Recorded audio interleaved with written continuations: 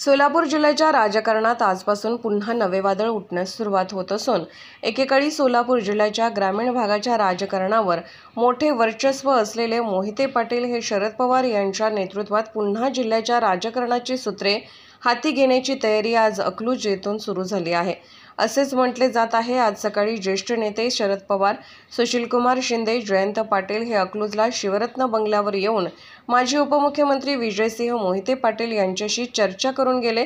तर सायंकाळी राष्ट्रवादी काँग्रेस शरदचंद्र पवार पक्षाचे प्रदेशाध्यक्ष जयंत पाटील यांच्या उपस्थितीत धैर्यशील मोहिते पाटील यांनी पक्षप्रवेश केला। यावेळी विजयसिंह मोहिते पाटील, सोलापूर लोकसभेच्या उमेदवार आमदार प्रणिती शिंदे, संजय पाटील घाटणेकर, विठ्ठल कारखान्याचे चेअरमन अभिजित पाटील, भारत पाटील, नागेश फाटे, शिवाजी कांबळे यांच्यासह अनेक मान्यवर उपस्थित होते। तर या प्रवेश सोहळ्याचे साक्षीदार होण्यासाठी शिवरत्न बंगल्यावर माळशिरस, माडा, पंढरपूर, सांगोला, करमाळासह सोलापूर जिल्ह्यातील मोहिते पाटील समर्थक व महाविकास आघाडीचे समर्थक हजारोंच्या संख्येने उपस्थित होते।